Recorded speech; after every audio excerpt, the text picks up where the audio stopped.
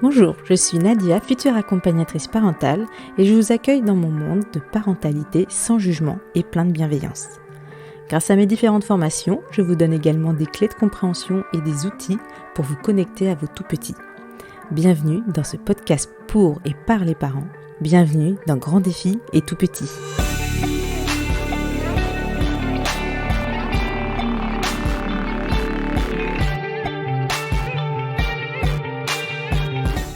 Bienvenue dans cette série estivale de 4 épisodes où je vous présente toutes mes sources qui m'ont vraiment aidé à ouvrir mon champ de vision et à envisager d'éduquer mes enfants autrement. Je vous les partage non pas pour vous forcer à adopter la même parentalité que la mienne, mais plutôt de vous montrer qu'il n'est jamais trop tard d'adopter un changement de parentalité et d'éducation qui vous ressemble et qui correspond à vos valeurs. Bonne écoute!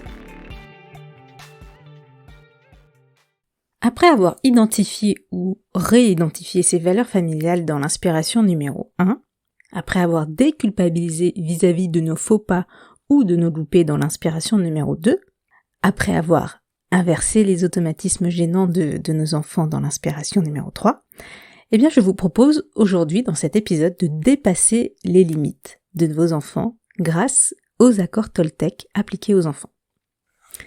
Alors, avant de revenir sur l'ouvrage de Florence Millot, je voulais résumer les accords Toltec, les 4 accords Toltec. Je vais pas parler du 5e parce que je l'ai pas lu, et puis en plus le livre de Florence Millot ne fait pas mention de ce 5e accord. Alors, le livre de base, il a été écrit par Miguel Ruiz. C'est un homme religieux qui parle beaucoup de spiritualité. Mais malgré tout, je pense qu'il faut passer outre cela, surtout si on est athée, pour vraiment comprendre le sens de son livre et s'imprégner des accords. Alors moi, je vais vous faire un petit résumé avec mes mots de chacun de ces accords. Le premier dit que votre parole soit impeccable. Alors ici, on parle du mot impeccable, c'est sous-entendu en accord avec soi-même. C'est-à-dire que dans ce premier accord, on dit que si l'on veut recevoir de la bienveillance, il ne faut avoir que des paroles bienveillantes.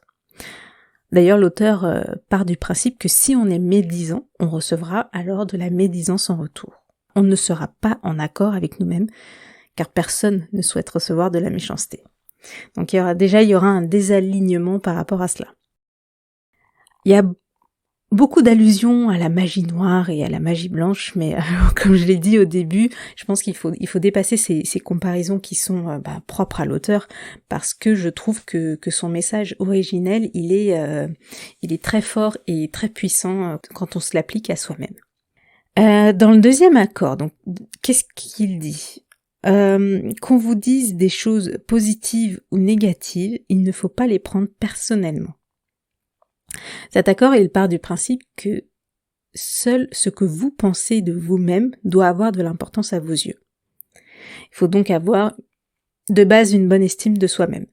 Mais alors, si vous parlez avec n'importe qui, que ce soit des amis, de la famille, si on vous donne notre avis vis-à-vis de votre situation, ce qui est dit par là, c'est que ce sont les propres peurs de la personne qui sont projetées et qui sont traduites sous forme de « Oh là là, mais attention, ah mais j'ai peur que » ou « Tu devrais plutôt faire ci, tu devrais plutôt faire ça, t'es sûr que tu mets ta famille en sécurité, etc. etc. » C'est pour ça que je dis qu'il faut avoir une bonne estime de soi-même, parce que j'imagine, pour pas douter à l'écoute de ces choses positives ou négatives, de ces jugements positifs ou négatifs, il faut avoir une bonne confiance de soi, il faut être sûr du chemin qu'on a emprunté, du choix qu'on a fait, et je pense que c'est peut-être assez dur au final si on est une personne qui doute, qui écoute beaucoup les autres et qui finit par se demander si elle a fait le bon choix ou non. Ensuite, le troisième accord. Quand une situation n'est pas claire, clarifiez-la par des questions. Si vous supposez des choses négatives, vous allez vous imaginer les pires choses et ressentir de la colère non justifiée. Donc, cet accord, il dit, prenez l'habitude de toujours clarifier les situations. Ça évitera du coup de s'imaginer le pire et ça évitera ainsi de rentrer dans une spirale négative à s'imaginer des choses, à supposer sur des suppositions, etc., etc. Enfin, le dernier accord, le quatrième, alors il dit « chacun fait du mieux qu'il peut ». Donc entendez par là aller à son rythme pour mettre en marche le changement et surtout ne pas, comme j'ai l'habitude de dire, s'auto-flageller lorsqu'il y a des loupés et un retour au naturel qui peut arriver et qui a le droit d'arriver. Donc ces derniers accords, c'est vraiment dans la pratique des 3 premiers, on peut pas changer, on peut pas, moi qui a la trentaine, on peut pas changer 30 ans de vie, d'éducation, de vie selon certaines valeurs en la lecture d'un bouquin et par conséquent les 4 accords Toltec. Donc il faut prendre le temps d'installer les choses, prendre le temps de les découvrir, de les installer petit à petit, donc ça peut être au début se faire appliquer un accord par jour, déjà y penser. Si on y pense et qu'on se dit tiens là j'aurais pu l'appliquer, c'est déjà un pas en avant. Et ensuite voilà, c'est la stratégie des petits pas qu'on appelle, mais c'est vraiment comme ça je pense qu'on peut installer le changement et un changement durable. Alors voilà pour les 4 accords.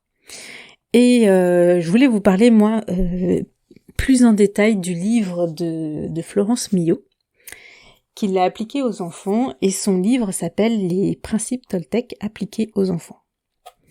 Donc j'ai découvert ce livre et l'autrice en même temps par le podcast Les adultes de demain, qui en parle dans son épisode 63, Florence Millot, les accords Toltec pour les enfants. Et donc pour résumer son livre, les principes sont repris au tout début, mais tout de suite on découvre un conte découpé en 4 parties, chacune qui correspondent aux 4 principes. À travers ce conte, l'enfant découvre le principe dans ses grandes lignes, et à la fin de chacune de ces parties, le principe Toltec est décrit pour l'enfant avec des mots d'enfant, et il y a même des exercices d'application pour entraîner l'enfant à corriger sa parole ou adapter ses pensées. Ce qu'a fait Florence Millot, c'est qu'elle a pris l'image d'une baguette magique qui utilise soit le côté positif, soit le côté négatif, et qui permet de changer la parole en une parole impeccable ou autre chose. Donc ça c'est assez pratique. L'histoire elle est assez longue, sans beaucoup d'images, et les exercices d'application sont plutôt complexes. En tout cas pour l'âge de mon fils, il a 4 ans. Et bon, c'est peut-être la critique que je ferais de ce livre, c'est que j'ai pas vraiment trouvé un âge à partir duquel on peut l'appliquer aux enfants. Et moi, j'en ai déduit en fonction des exercices et des mots qui sont utilisés, parce que bon, faut quand même avoir des notions d'antonyme, de jugement, d'impartialité. C'est des notions qu'on n'apprend pas aux élèves de maternelle, donc je pense qu'on peut appliquer ça pour des enfants à partir de 6-7 ans. Donc vous l'aurez compris, moi je l'ai beaucoup parcouru ce livre sans le lire complètement. Je vais attendre que mon fils grandisse, mais je trouve chaque partie vraiment très très bien décrit, avec les exercices à la fin, une petite explication pour le parent pour l'aider à faire les exercices. En fait ça m'a rappelé le principe des livres dont vous êtes le héros qu'on avait l'habitude de faire quand on était tout petit, et je trouve que c'est un peu ce principe-là, même si bon voilà, c'est plus de l'application que de renvoi à des pages en fonction de ses choix, mais voilà, ça, je pense que ça peut être une bonne initiation, et en plus c'est ludique puisque voilà, on apprend les accords toltèques aux enfants. Je trouve ce livre vraiment très très bien adapté pour les enfants. En fait, on pourrait tout simplement expliquer les accords toltèques aux enfants avec nos mots adaptés, avec des mots adaptés aux enfants, ça pourrait être possible, mais c'est toujours compliqué en fait parce que ça donne l'impression que ce sont des règles de vie. C'est encore là une impression que c'est l'adulte qui, l'adulte ou quelqu'un d'autre, hein, mais une personne qui dicte à une autre, bah voilà ce qu'il faut faire, voilà comment je vois la vie et voilà nos principes à partir de maintenant. C'est très moralisateur et puis l'enfant il va se dire je comprends pas trop et puis en plus pourquoi je vais suivre ça. Et c'est là que je trouve le fait d'utiliser un conte, de passer par tous les bénéfices que peuvent apporter un conte, parce que on utilise des héros, on utilise des monstres, on utilise un univers qui plaît toujours à l'enfant. On touche à ses émotions quand le héros lui arrive des choses, des malheurs ou des bonheurs. Souvent les enfants ils imitent les héros, Batman ou Pat' Patrouille. C'est ce qui les fait vibrer, c'est ce qui les motive, c'est ce qui leur parle en fait tout simplement.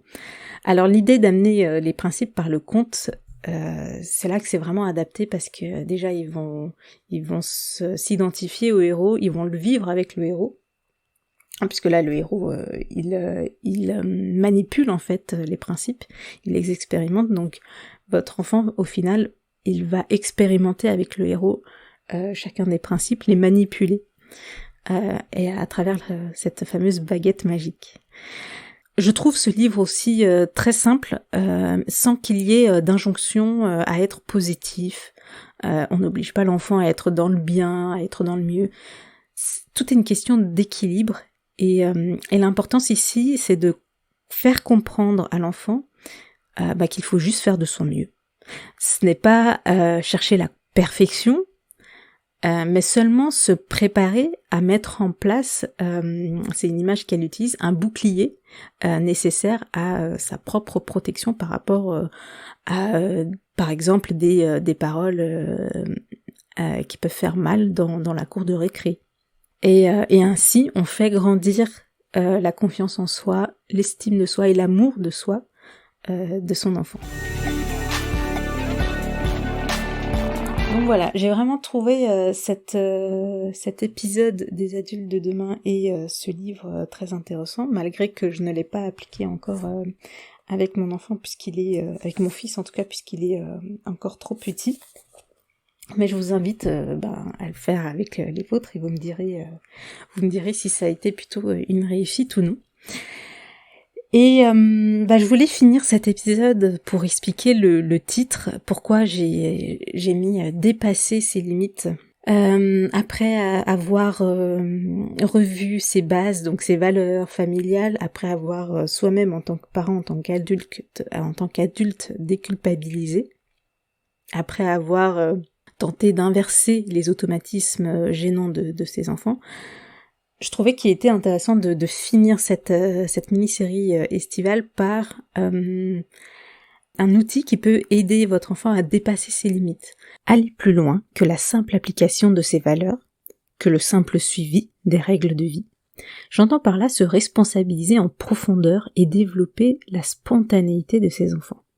Je ne cherche pas par là à rendre les enfants de nos jours parfaits, mais simplement de les guider vers des principes de vie qui peut-être les plairont, mais peut-être pas. Et je respecte. C'est la fin de cet épisode. Merci pour votre fidélité durant cet été. Merci pour l'écoute des 4 inspirations. J'espère qu'ils vous auront aidé dans votre parentalité. N'hésitez pas aussi à les partager si vous pensez que cela peut aider vos amis parents ou d'autres personnes. On se retrouve le 3 septembre pour le premier épisode de la saison 2. Et aussi pour plein de nouveautés. Je vous en dis pas plus et je vous souhaite de belles fins de vacances si vous êtes toujours en vacances, si vous êtes ces chanceux qui sont toujours en vacances. Et je vous souhaite un bon courage pour ceux qui ont repris le travail et on se retrouve à la rentrée. À très vite.